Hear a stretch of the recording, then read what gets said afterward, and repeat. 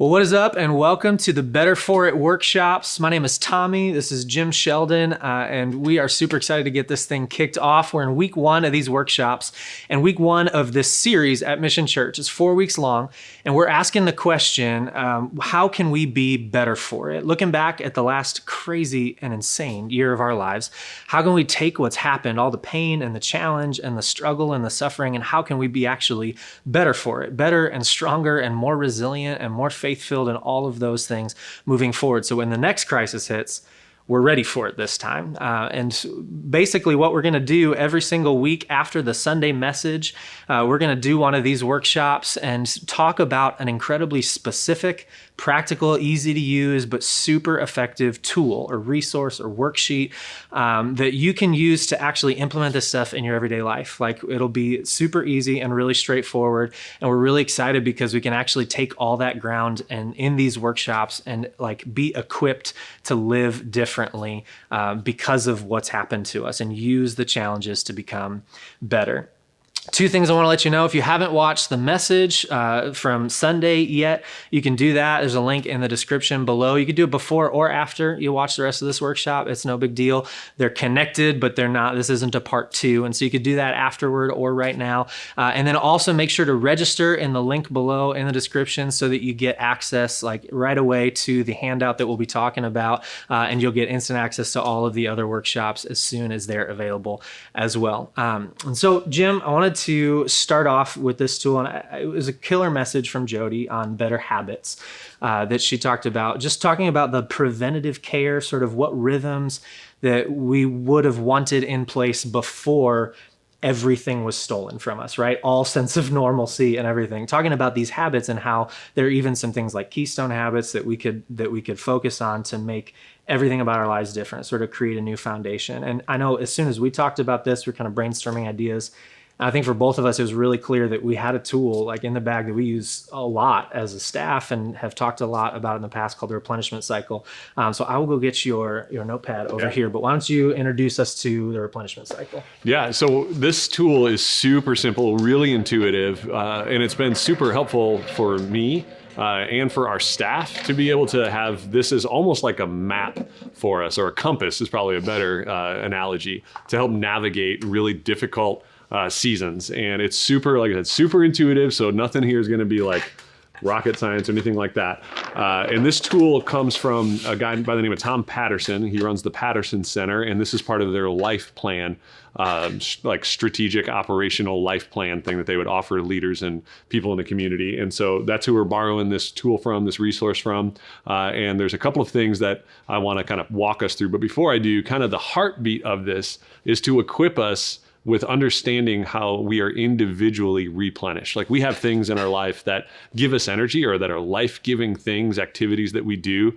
But a lot of times we drift in and out of those things. And I think what we've all discovered in this last year is we don't drift towards health. It takes intentionality to be healthy. We drift towards unhealth. Or if you headed into the COVID season with a bunch of good habits, they were disrupted. Like, maybe you were someone that went to the gym every day and the gym's closed, or maybe you were someone that like loved eating out all the time and the restaurant's closed. Like, you had these things that were giving you life and lost them. And so this tool is to help us focus beyond just the activity and really understand what that activity does for us and why that is so important. So real quick, what I'd love for you to think through, and if you want to really engage, you can write this down, either like open a note on your phone or write it down with a piece of paper. Come up with a list, like 5, 10, 15 things, just a longer list of things that energize you, things that are life-giving. So it could be like walks on the beach, reading a book, watching a movie, hanging out with friends, listening to music, art, crafts, like whatever those things are, just start listing them. Like, just a long list, at least 5, but maybe 15 things that give you life, that re-energize you. And then once you have that list, make a column next to it. And I want you to start thinking through, like, what do those things give me? How do they replenish me? And there's 4 categories that I'd want you to think through. And they're kind of on this chart here with this analogy, pies. And that stands for physical, intellectual, emotional, and spiritual. So those 4 categories: physical, intellectual, emotional, and spiritual. And next to each one of those things, just write a P, an I, an E, or an S, and you can have multiple on each one. So if it's Walks on the beach, that might be a physical replenishment. It also might be a spiritual replenishment. Maybe that's one of the ways you connect with God. But we want to know each one of those activities, what does it do for you? In those 4 categories, where does it kind of help replenish you? And then the second thing we want you to do is to understand that there is going to be a specific, methodical, and consistent way. So SMAC is what we call it, specific, methodical, and consistent way that we would go about those activities. So that would be the third column. Is this something that I need to do daily? Is this something that I can do weekly? Is this a monthly thing that I do? Like what's the frequency going to look like? So that's kind of real easy where we're going. And I want you to pick like 3 to 5, maybe 6 of the top things. And as you start to kind of narrow in on what are the most life-giving things for you, you'll start to identify like, am I missing anything? Do I have something that's replenishing me physically? Do I have something intellectually, emotionally, spiritually? Now, why these are so important is because we oftentimes have experienced seasons in our lives where we burn out, or man, we just get fatigued. So much is demanded of us that we start to give up the things that are life-giving. So when stuff gets busy, I might stop working out. If our schedule gets crazy, I might sleep in a little later and not do my quiet time in the morning. Or if we don't have the money, we might not go on the date anymore. And so we start to kind of set these things aside that give us life. But the truth is, the things that demand our time, attention, and resources never relinquish. We continually find ourselves in states and seasons where more and more is demanded from us. And when we go to pull from the things that make us healthy, there's nothing left on the shelf because we've used all of those resources. So this really is a way to proactively make sure that you are constantly replenished. So whatever life throws at you, whatever season you're in, whatever's demanded of you, you actually have a full tank and are ready to give your best in every situation. It's like if you're like me, you've walked in at home, coming home from work, and your kids need a ton, or your wife has needs your engagement, or maybe you show up at work and things were hard at home and work needs a ton from you. You walk into all these different areas, domains of your life where much is demanded from you. But if you aren't intentional about replenishing, you'll eventually end up empty. So real quick, just as an example, I want to walk you through what my personal replenishment cycle is. So don't judge me. This is super vulnerable. This is like legitimately honest state of the union for my soul. So I know what I said. I narrowed it down to 5 things for me. I put them in these boxes, and then I identified how frequent I do them and which of the 4 domains, physical, intellectual, emotional, spiritual, they kind of touch for me. And then I'll talk about the colors here in just a second. So my 5 have been in this season a weekly date with my wife, a daily form of exercising for me right now, that's biking, daily devotional, getting in God's word and kind of making sure that I'm kind of centering my heart and mind around who God is and who he says I am, doing that on a daily basis, small group on a weekly basis, and spending time, I have 2 boys, and spending time with them one-on-one monthly. In fact, I do that on their birthday. So I pick the day of their birth, the 13th and 26th, and that's on my calendar. That's my one-on-one day for them. Now, these colors are ways to evaluate how those things are doing. How are they performing? So green means, man, they are doing exactly what I'd expect them to do for me. Not just that I'm checking them off and doing them, that's a part of it, but they're actually providing what I want it to provide for me. Yellow, I got to pay attention to it. Like it's maybe okay, but if I kind of leave it alone, it actually might not continue to perform well, or I can improve it and make it better. And red is like the wheels have come off and it's just not happening, or it's not providing what we want it to provide. So I have 3 things that are green, like biking, which is physical, emotional, and spiritual for me. It's great quiet time with God if I'm by myself.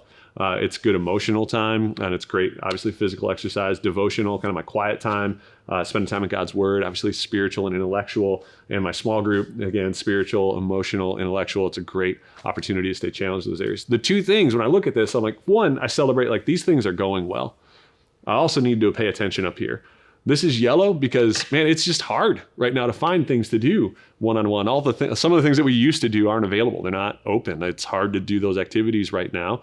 So I have to be creative. And some months it's great, some months it's not. But it's still, I know it's there and it's something that gets my attention. And then weekly dates with my wife, that got really hard when school stopped. My boys were in school, and so every Friday morning we'd go out to breakfast, and then school stopped, and then restaurants closed. And so my wife and I know this needs attention, and it's not doing well, but we're trying to address it in other ways.